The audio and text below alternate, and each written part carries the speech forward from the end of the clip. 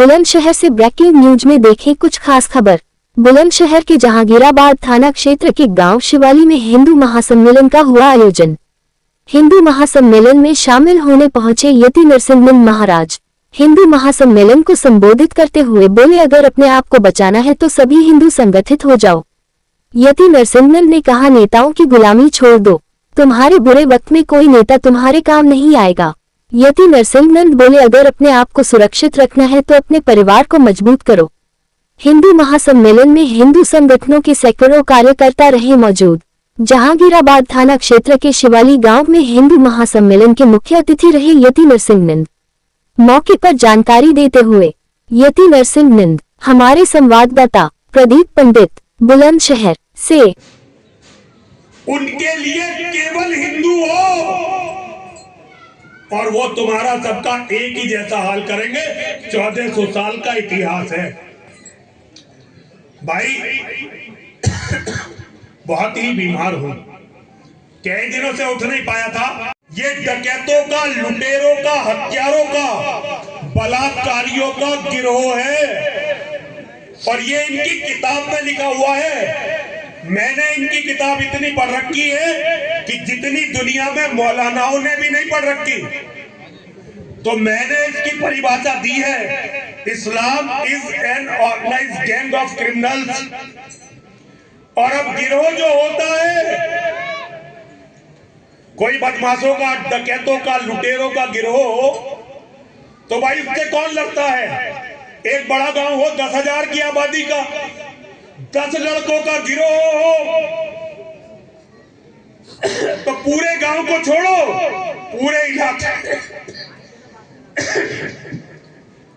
पूरे इलाके को परेशान कर देते हैं, पूरे इलाके का खून पी जाते हैं। गिरोह को कौन खत्म करता है?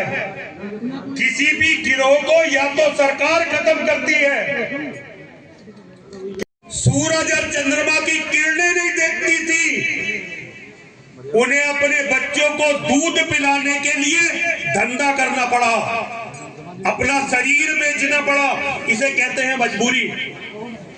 पाकिस्तान, लाहौर, पेशावर, रावलपिंडी में जो लाला करोड़ों रुपए का लेन देन करते थे, जिनके घर की महिलाएं सोने में लदी हुई रहती थी, जब मुसलमानों ने बंटवारे के समय मारना शुरू किया, तो जब वो दिल्ली और भारत पहुंचे, शरीर पे कपड़े नहीं बचे थे, शरीर के कपड़े खत्म हो गए थे।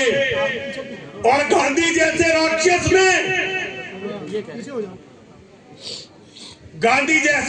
ने ये कहा था कि ये कहां से भीड़ हमारे देश को आकर गंदा कर रही है, जिसे तुम अपने रास्ते का पिता मानकर बैठे हुए हो। आज भी बांग्लादेश में, ये तो चुनाव का समय है, बंगाल में चुनाव है, तो कोई घटना आजकल व्हाट्सएप पर दिखाई देती है, या तो उस गिरोह से सरकार लड़ती है या उस गिरोह से दूसरा कोई गिरोह लड़ता है। साधारण शरीफ आदमी गिरोह से नहीं लड़ पाते। शरीफ आदमी कितना ही ताकतवर हो, लेकिन वो गिरोह से नहीं लड़ पाता। तो भाई अब ये भारत में 40 करोड़ लोगों का गिरोह है और कोई भी सरकार कभी भी इस गिरोह से न लड़ी है और ना लड़ेगी। तो भाई अब रास्ता क्या है? अब अगर जिंदा रहना चाहते हो तो तुम भी एक गिरोह बन जाओ, अपना गिरोह बनाओ। गिरोह का पहला नियम रखो, अगर हमारे किसी भी आदमी को किसी ने भी हाथ लगा दिया तो हम उसका बदला लेंगे। और जिस दिन तुम ये नियम बना दोगे तो सबसे पहले तो तुम सुरक्षित हो जाओगे पुलिस वालों से। तुमने कभी किसी पुलिस वाले को किसी मुसलमानों की बस्ती में इस तरह से जाके लड़ते हुए देखा है? वहां से पत्थर खा के आते हैं, पीट के आते हैं और हमें खुल के पीटते हैं। हमें तो पुलिस वालों ने इतनी बार पीटा, साधु भाई बनते ही नहीं। अगर इन मेरे भाइयों ने, मेरे बच्चों ने मुझे कूटा पीटा ना होता, मेरे घर वालों को परेशान ना करा होता, कभी साधु नहीं बनता। घर छोड़ना इसलिए पड़ा क्योंकि इन्होंने मेरे परिवार को इतना परेशान कर दिया था कि मेरे पिताजी ने मुझसे कहा कि तू घर से जाके बाहर कहीं मर जा, अपनी लड़ाई हमारे घर से बाहर लड़, तेरी वजह से हमारा पूरा घर परेशान हो गया भाई, हमें तू माफ कर दे। तब मुझे संन्यास लेकर अपना घर छोड़ना पड़ा। 3-3.5 साल से ज्यादा हो गए अपने घर का मुंह देखे हुए, जा पाता हूं कभी 4-5 साल में एक आध बार। बच्चों की शादी में भी इसलिए नहीं जा पाया क्योंकि मैं आज चला जाऊंगा तो कल फिर ये मेरे परिवार को निशाना बनाएंगे। मुसलमान नहीं बना सकते मेरे परिवार को निशाना, क्योंकि आज भी जितने हथियार उनके पास है उससे ज्यादा हथियार मेरे पास है, और हथियार तो मेरे पास इनसे भी ज्यादा हैं। लेकिन भाई फिर भी ये अपने बेटे हैं, हम समझते हैं कि इनमें कोई हमारा बाप होगा, कोई भाई होगा, कोई हमारा बच्चा होगा, लेकिन वर्दी में ये कभी नहीं मानेंगे इस बात को। इन्हें तो ऊपर से एक बार हुक्म आए तो हमें मार के फेंक देंगे। भाई तैयारी करो उनसे लड़ने की, लेकिन इतने ताकतवर बनो कि ये भी तुम्हें परेशान ना कर पाए। कि लगभग 1 साल में कई लाख हिंदू वहां मार दिए गए और उनकी औरतों को वहां उन्होंने मंडियों में बेच दिया या बलात्कार करके अपनी रखेल बना लिया। ये गलीज गंदे लुटेरे जब भारत लूटने आते थे तो ये घोड़ों पर आते थे, इनके पास केवल तलवार होती थी, औरतें नहीं होती थी। आज भी इनके घरों में जो औरतें हैं वो हमारी माताएं, हमारी बहनें, हमारी बेटियां हैं आज भी। और भाई आज भी उनकी तैयारी यही है। और जिस तरह से उन्होंने मोदी जी की सरकार बनने के बाद, हालांकि वो ये काम पहले भी कर रहे थे, लेकिन जब से मोदी जी की सरकार बनी हिंदू तो निश्चित हो गया और इन्होंने अपनी सारी ताकत केवल बच्चे पैदा करने पर लगा दी।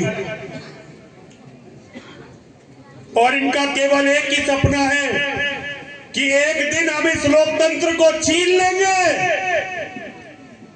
और जिस दिन हमने ये लोकतंत्र इनसे छीन लिया तो भाई उसके बाद ये पुलिस भी इनकी, ये सेना भी इनकी, ये सारा सिस्टम भी उनका। फिर एक भी हिंदू को ये जीवित नहीं छोड़ेंगे, चाहे हिंदू आज अरबपति हो, कितना ही बड़ा नेता हो, कितना ही बड़ा अफसर हो, इनके सामने वो कुछ भी नहीं है भाई। इनकी जब भीड़ इकट्ठी होती है तुम्हारा कोई वजूद होता ही नहीं है। सेना है जिसे दुनिया की सबसे गलीज कौम के लोग पत्थर भी मार सकते हैं, थप्पड़ भी मार सकते हैं, गोली भी मार सकते हैं और हर तरह से बेइज्जती भी कर सकते हैं। जितने फौजी हमारे शांति के समय में मर जाते हैं ना, इन गलीज मुसलमानों की गोली से इतने फौजी दुनिया की किसी भी सेना के लड़ाइयों में भी नहीं मरते। कारण क्या है? हर सैनिक गुलाम है केवल अपने पेट का, उसको कोई मतलब नहीं है देश से, कोई मतलब नहीं है धर्म से, और कोई मतलब नहीं है अपने बराबर में खड़े हुए दूसरे सिपाही से। कोई नहीं कहता कि ये 2 कौड़ी के लोग हम पे पत्थर मार कैसे सकते हैं। यहां ये इसलिए इकट्ठे हैं क्योंकि इन्हें पता तुम्हारे बस की केवल नारे लगाने के अलावा कुछ है ही नहीं।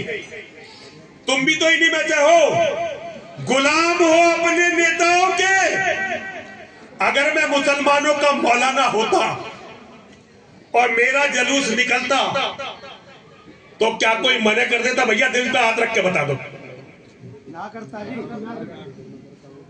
मुझे Z+ की सिक्योरिटी दी जाती, पूरा प्रशासन मेरे आगे आगे चल रहा होता और एक भी मुसलमान को टोका नहीं होता कि वहां कार्यक्रम में मत जाओ। इसका कारण हम दुनिया के सबसे कमजोर लोग हैं। हमारी जुबान के अलावा हमारा और कुछ चलता ही नहीं है। मैं अफगानिस्तान में गया था, एक बहुत बड़ा गेट बना रखा है उन्होंने, उस पर लिख रखा है दुख्तरे हिंद नीला में 2 दीनार, हिंदुओं की बेटी हमने 2-2 रुपए में बेची। एक बहुत बड़ी पर्वत श्रृंखला है जिसका नाम इन गलीचों ने रख रखा हिंदू कुश। हिंदू कुश जहां हिंदू काटा गया। लोग गर्व से कहते हैं देखो जी पहाड़ है हिंदू कुश, क्योंकि उन्हें गवारों को पता ही नहीं कि कुश का मतलब क्या होता है। कुश का मतलब है जहां हिंदू को जिबह किया गया था। नाम है हिंदू कुश पर्वत। है भैया नहीं है? भूगोल पढ़ने वाले बताओ है कि नहीं है? और भाई ये जो तुम्हारे गांवों में बनी मस्जिदें हैं, ये मस्जिद और अरब की मस्जिद, पाकिस्तान की मस्जिद, अफगानिस्तान की मस्जिद, सारी मस्जिदों में केवल एक योजना बनती है कि एक दिन तुम सबका कत्ल करके तुम्हारी सारी बहन बेटियों को बलात्कार करके अपनी रखेल बनाना है। और इसे देखने के लिए कहीं दूर जाने की जरूरत नहीं है, केवल कश्मीर में जाकर देख लो, जहां के रहने वाले हिंदू राजा थे। ये गलीच तो उनके नौकर हुआ करते थे और इतने ताकतवर हिंदू थे कि राष्ट्रपति प्रधानमंत्री से सीधे बात किया करते थे। एक रात लगी। इसके लिए सबसे पहले नेताओं की दलाली छोड़ दो। तुम्हारा कोई भी नेता तुम्हारा सगा नहीं है। अगर मोदी के काल में और योगी के टाइम में पुलिस हिंदुओं के कार्यक्रमों को इस तरह रोक सकती है, तो कल क्या होने वाला है जब सत्ता दूसरों की होगी? क्योंकि सत्ता कभी भी एक के पास नहीं रह सकती, ये तो उलटती और पलटती रहती है। और भाई फिर तुम क्या करोगे? जो नेता अपनी सरकार में तुम्हारा भला नहीं कर पा रहे, जब सरकार विरोधियों की होगी तो वो तुम्हारे लिए क्या कर पाएंगे? भाई एक छोटी सी बात बताता हूं। हमारे परम आदरणीय योगी जी की सरकार से पहले आपने कभी सुना नहीं होगा कि लाइसेंस बनाने के पैसे दिए हो। थोड़े बहुत 2-4 हजार रुपए जांच वाच में लग गए तो लग गए, लेकिन जितने भी लाइसेंस बनते थे केवल हमारे जानने वाले नेता या अफसरों की सिफारिश पे बन जाते थे। आज कोई माई का लाल हिंदू लाइसेंस बनवा के दिखा दो सिफारिश पे। भाई मुलायम सिंह की सरकार थी, मुलायम सिंह ने अपने लोगों को घर घर तक लाइसेंस पहुंचा दिए। और मुसलमानों ने कितने लाइसेंस बनाए? मायावती बहन की सरकार थी, बहन जी के हर समर्थक के घर में जाकर देख लो, अगर लाइसेंस मांगा होगा तो लाइसेंस मिला होगा। और तुम किसके समर्थक हो? योगी जी, मोदी जी। 12 साल से उनकी और 8 साल से इनकी सरकार है। कितनों के लाइसेंस बन गए? जरा हाथ खड़े करना। फिर तुम कैसे समझते हो कि तुम्हारे नेता तुम्हें बचा लेंगे? ये पुलिस तुम्हें बचा लेगी? लिख के रखो, एक दिन तुम्हारे घर के सामने लाखों की तादाद में मुसलमान खड़े होंगे और अगर तुम उनसे हार गए तो तुम्हारे घर के अंदर घुसेंगे अंदर जब तुम्हारे घर के घुसेंगे तो तुम्हारे घर में एक दिन की हो चाहे 100 साल की हो, जितनी भी महिलाएं हो सबकी दुर्गति करेंगे और तुम्हारा सबका कत्ल करके तुम्हारे घरों पे कब्जा करेंगे। पिछले 1400 साल से वो यही कर रहे हैं। और उस दिन ना कोई पुलिस होगी, ना कोई सेना होगी, ना कोई अधिकारी होगा और ना ही कोई नेता होगा। तुम्हें एक दूसरे को मिलकर एक दूसरे को बचाना पड़ेगा। ना कैसे करोगे? जब तुम अपने शासन में, अपने मुख्यमंत्री के शासन में पुलिस के 2 डंडों से डर जाते हो तो भैया तुम कैसे टिकोगे इनके सामने?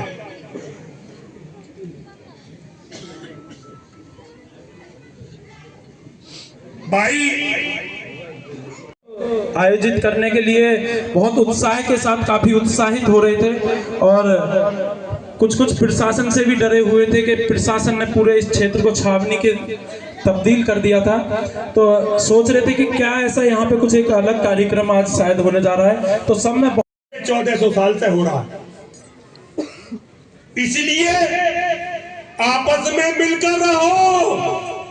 और जो तुम्हारी सबसे बड़ी बीमारी है एक बेटा, पहले तो इस बीमारी से छुटकारा पाओ। ये जो तुम्हारा छोटे परिवार का जुनून है ना, इसने तुम्हें बिल्कुल बर्बाद कर दिया, बिल्कुल बर्बाद कर दिया। घर में कम से कम 3 या 4 बेटे और सबके सब इस लायक हो कि समय आने पर लड़ सके तो तुम जिंदे बच सकते हो, वरना अब जिंदे बचने का कोई तरीका नहीं रहा। या तो तुम सब सोच लो कि भाई अपनी बहन बेटी, अपने खेत खलियान, अपने ऑफिस, अपनी फैक्ट्री, अपने मठ मंदिर सब इन्हें देकर हिंद महासागर में जाकर डूब कर मरना है। और अगर मरना नहीं है तो भाई लड़ने की तैयारी करो। और कोई रास्ता अब बचा नहीं है। मोदी और योगी से बड़ा तुम्हारा कोई नेता अब दोबारा पदों पर नहीं आने वाला।